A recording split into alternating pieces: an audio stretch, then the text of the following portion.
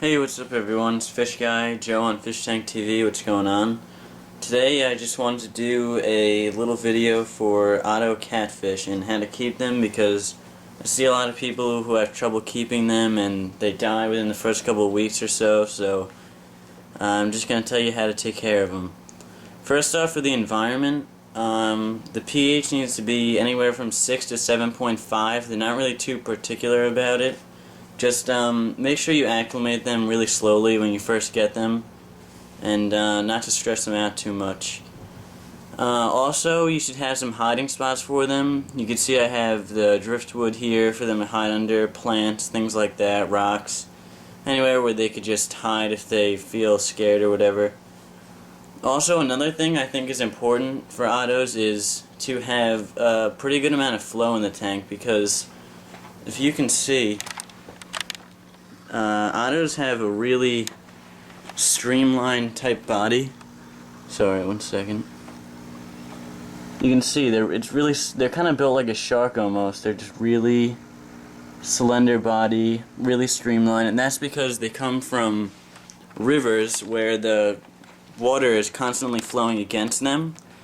And I think it's important to have flow in the tank, because in order for a fish to breathe, it has to have water going through its gills.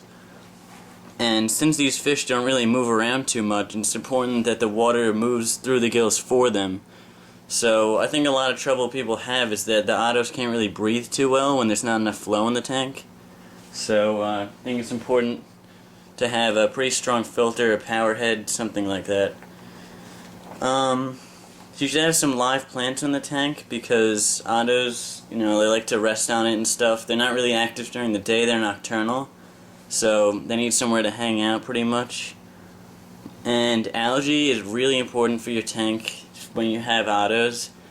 If your tank is completely clean, then there's nothing for them to eat, because that's pretty much their entire diet is algae, and they need a lot of it because it's so, it's not really nutritional at all. It's basically nothing, so they need so much of it to constantly be healthy, so they need some algae.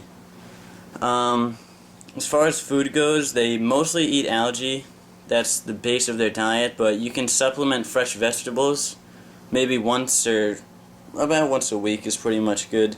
A lot of people feed cucumbers, zucchini, things like that. I've heard of even carrots. So you could try whatever, but I'd say mostly cucumbers and zucchini. Couple things is, a lot of people say ottos like to be in groups, but the thing is, you have to be careful, because it's really, really important, I can't stress it enough, that they have enough algae to eat. They graze on algae all day, and if you keep too many in a tank, there just won't be enough for them. So I have one otto in my 10-gallon tank here. I think that's enough for a 10-gallon, because any more they wouldn't have enough algae, I think. But if you want, you could probably keep more, but you'd have to supplement more often. But for me, I don't want to have to look at a piece of cucumber in my tank like all the time, so I would recommend one otto for every 10 gallons in a tank is a pretty good amount. And I think I pretty much covered everything, so just make sure they have plenty of flow in the tank, enough algae to eat, hiding spots, and just make sure you acclimate them really well also before you put them in the tank. And you should have no trouble keeping ottos. Alright guys, that sums up my otto documentary. They're really cool fish. They only get up to 2 inches. So they're pretty good algae eaters for small tanks if you want them. And this just reminded me of something else. You can see he's hanging out on my driftwood here.